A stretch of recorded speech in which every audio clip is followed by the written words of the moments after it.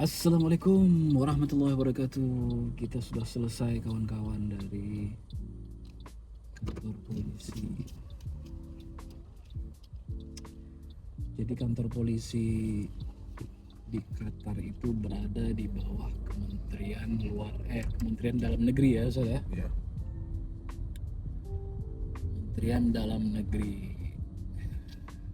Karenanya waktu kita masuk ke kantor polisi, ya seperti kita masuk ke kantor kementerian begitu. Ramah dan berwibawa, Tertib. tertib.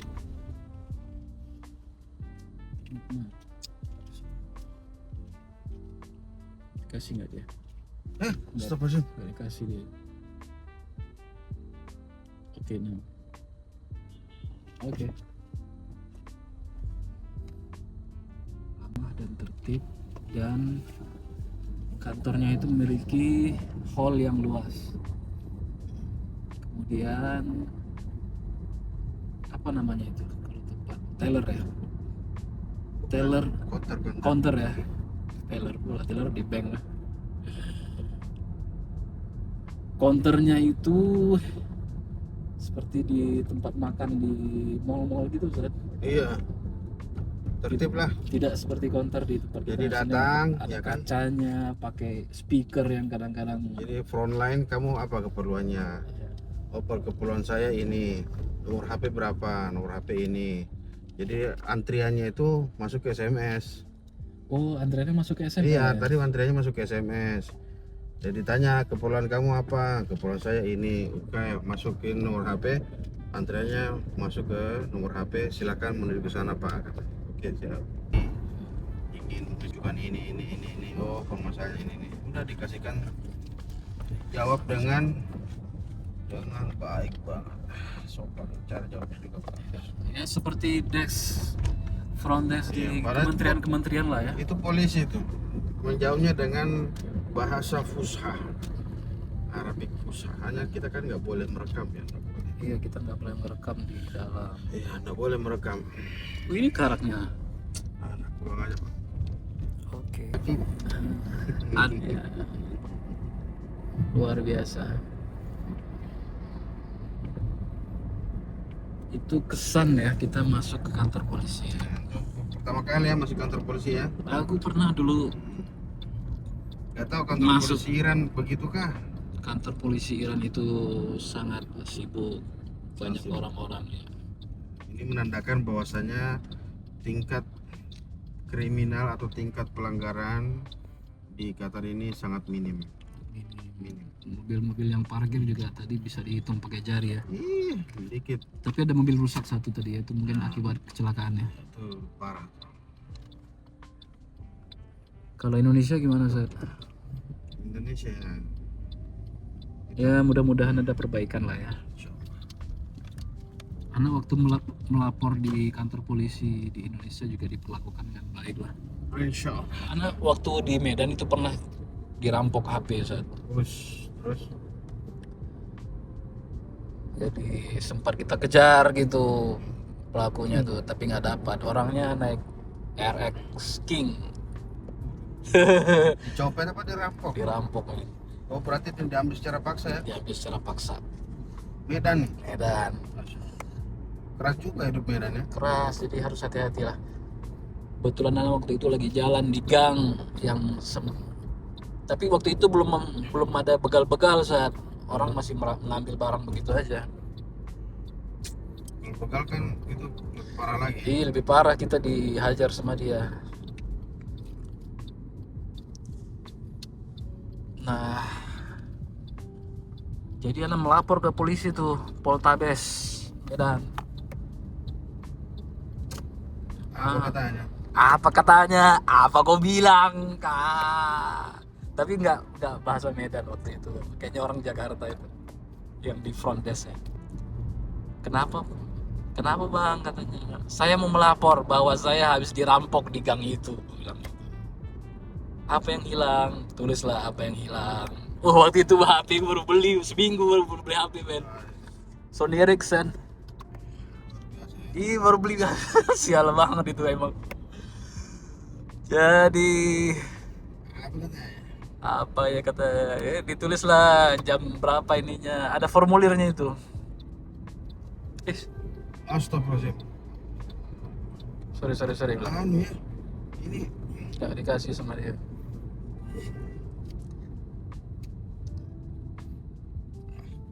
Antum nggak lihat ke sana. iya, ini bilang Atur lah. Awas tuh, depan dulu nengok nih. Ah,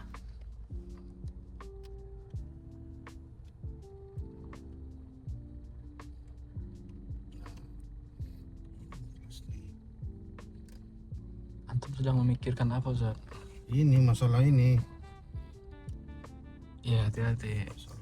Antum itu laki-laki sejati, tidak bisa memikirkan dua hal dalam satu waktu. Jadi Sejati banget ya. sejati banget, fokus.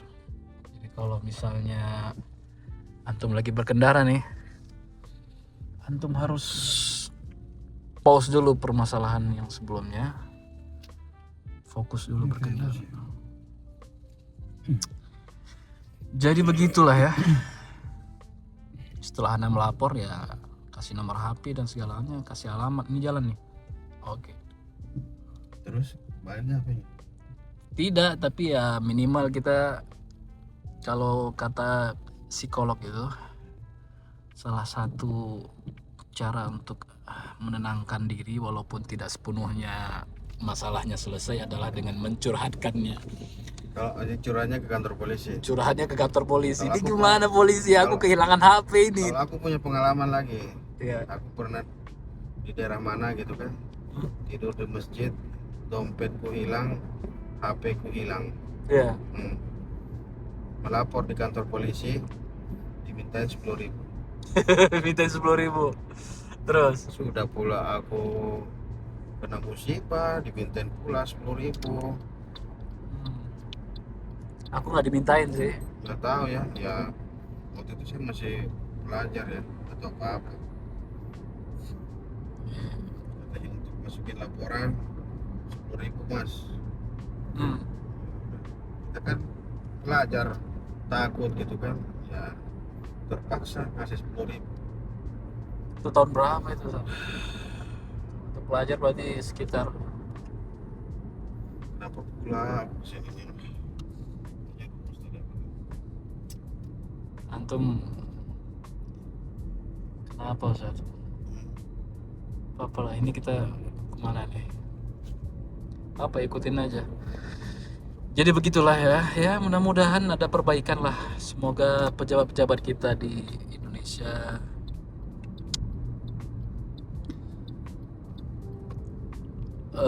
menyadari bahwa kita ini bekerja untuk rakyat. Ya, kita itu merdeka untuk rakyat. Kita harus lebih memanusiakan bangsa kita daripada bangsa yang lain. Selama ini kita sangat ramah ya terhadap bangsa-bangsa luar. Sementara kepada warga sendiri kita terkadang tidak memberikan keramahan yang baik. Itu salah, kawan-kawan. Itu salah. Begitu juga dalam keluarga, kadang kita ketika berhadapan sama orang, sama keluarga sendiri ini kita nggak baik, Ustaz. Tapi ketika orang lain nih, tamu tetangga datang ke rumah, ya ramahnya bukan main. Ya kadang-kadang begitu gitu. Itu harus jadi bahan pemikiran, kawan-kawan. Di Al-Quran itu zawil qurba itu harus lebih diutamakan, ya kan? Atizal qurba haqqahu, berikanlah zawil qurba itu orang-orang kerabat terdekat itu haqqahu, haknya. Ada ayatnya kan? Atizal qurba haqqahu, berikanlah kepada zawil qurba yang dekat-dekat itu haqqahu, haknya. Haknya apa? Haknya mendapatkan perlakuan yang baik dari kita. Kalau mereka kesusahan, kita lebih duluan membantu mereka daripada orang lain. Kalau ya mulai dari lingkungan terkecil lah ya, adik kita, abang kita, kakak kita, orang tua kita. Harus ini nih. Ya, paman kita, keluarga terdekat, ring 1, ring 2, kemudian baru ring 3. Ya, masyarakat kita. Begitu cara berpikirnya kawan-kawan. Jangan kita sebagian para pengusaha juga begitu. Ketika berada di luar negeri misalnya, sama orang tuh kasih tipnya tuh $50, $100, $200. Ini ada apa nih? Ada kejadian nih, Ustaz? Ini pasti ada eksiden ini. Ada eksiden ya? Iya. Oke, boleh ini kita nonton awal aja lah ya. Ya. Oke. Ada aksiden sekarang, Iya. tapi kayaknya Udah. solo aksiden. Fokus ke jalan. Sendirian, awas dia jalan terus nih. Jadi itu harus lebih kita utamakan dalam hal memberi bantuan. Alfasa, Baru kemudian apartemen. yang lainnya. Mobilnya cepet juga ya. Ini berapa sih, Pak? Itu mobil yang harganya 400 juta. Oh, Audi. Audi yang model Jimmy begitu. Kayak Suzuki Jimmy. Pansa aja lah ya. Ya, Agia. Mobil sejuta umat. Yang di bawah 250 jutaan gitu. Kalau awak udah bilang kok nggak beli mobil lagi, kalau mau sewa 1 hari udah cukup. Jadi begitulah kawan-kawan, kembali ke permasalahan tadi nih. Jadi kadang-kadang kita kalau keluar itu memberikan bantuan kepada orang lain itu sangat besar, melebihi Coba bacain WhatsApp dong. WhatsAppnya Bapak tuh apa katanya tuh? melebihi apa yang kita berikan kepada bangsa kita sendiri. Jadi ya mudah-mudahan kita ke depan lebih menghargai bangsa kita sendiri lah ya.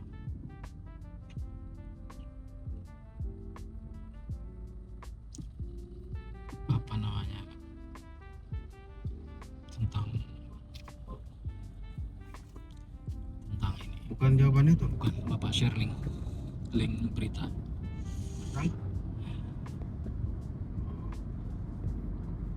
tentang masa depan. Jadi begitulah kawan-kawan. Begitu juga dengan pengusaha-pengusaha yang ada di dalam negeri. Kadang-kadang kita memberikan keuntungan kepada asing itu lebih tinggi daripada kita memberikan keuntungan kepada warga kita sendiri, Sat. Kalau orang asing nih jualan nih, datang ke kantor kita dengan pakaian rapi ya kan, kita memberikan keuntungan kepada dia sekian persen. Kita ingin terkenal dengan keramahan. Tapi nih ketika belanja di pasar tradisional, beli ikan lebih 3.000, kita nggak mau lebihin untuk dia tuh. 3.000 rupiah misalnya. Baik. Itu patut kita pertanyakan itu kawan-kawan, kenapa bisa seperti itu? Tidak boleh seperti itu. Kita zawil qurba itu harus lebih diutamakan.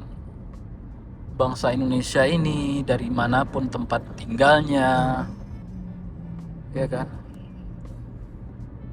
kalau sudah disatukan dalam Indonesia, maka mereka itu harus lebih diutamakan daripada bangsa yang lain, kawan-kawan. Ramahlah kepada diri kita sendiri. Ramahlah kepada orang kita sendiri.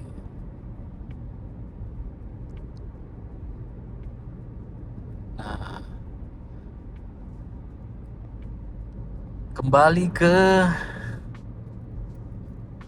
surat An-Nas tadi, Ustaz.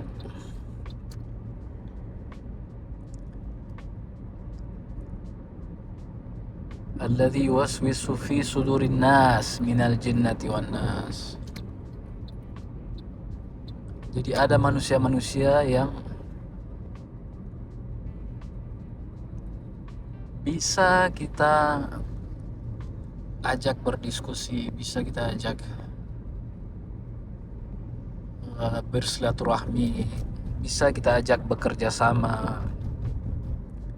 Namun ada manusia-manusia yang tidak bisa kita lakukan hal yang seperti itu. Ada ayat Al-Quran itu, idza ja'al jahiluna qalu salama. Awas, ini apabila datang orang-orang bodoh, qalu salama, udah salam aja kita. Tidak perlu membahas sesuatu secara lebih lanjut.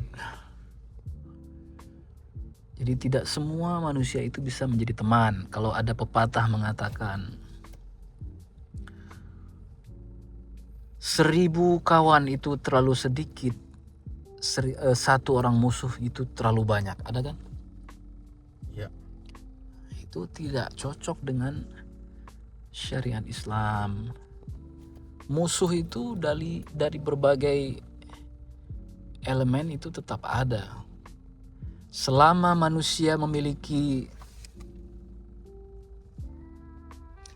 hawa nafsu, maka tetap ada itu manusia yang memiliki sifat.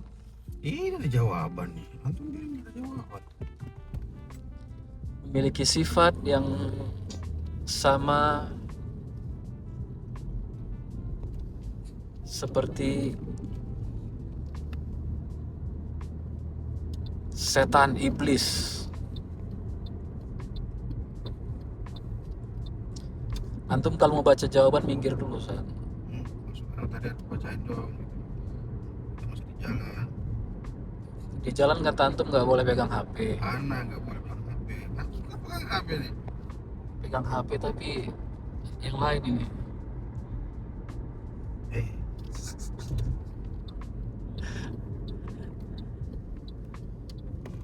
Karena tengok akan mengakibatkan sesuatu yang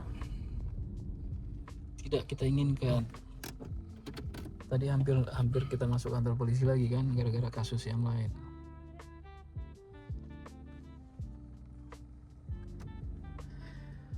Jadi begitulah kawan-kawan.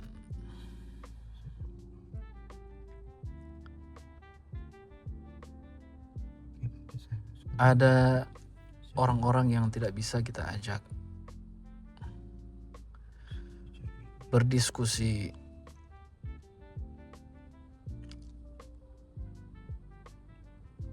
karena manusia itu ada yang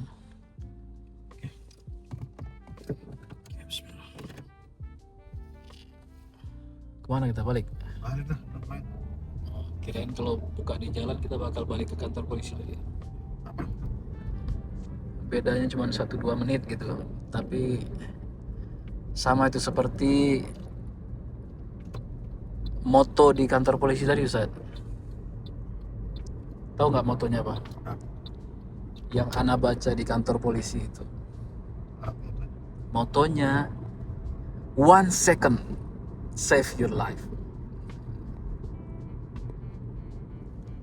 Lahzah apa tadi? Save your life. Ya, 1 second save your life. Itu moto polisi di sini. Artinya apa?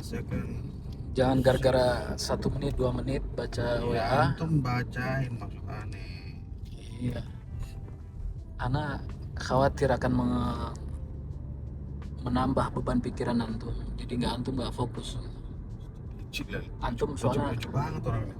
Antum soalnya laki-laki sejati, Ustaz. Laki-laki sejati itu tidak bisa mengerjakan sesuatu 2 hal dalam satu waktu.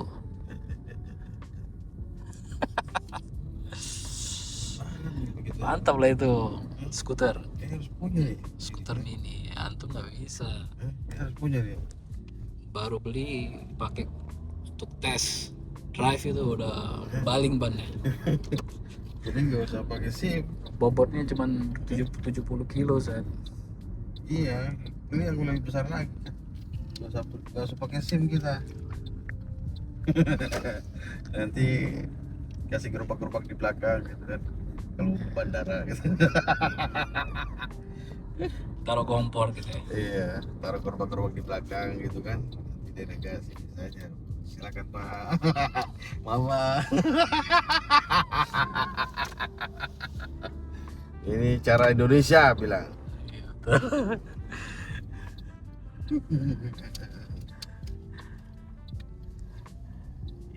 Jadi begitulah kawan-kawan ya. Semoga lancar dan iki mochi. Apapun yang kita usahakan akan Terbagi di sini aja.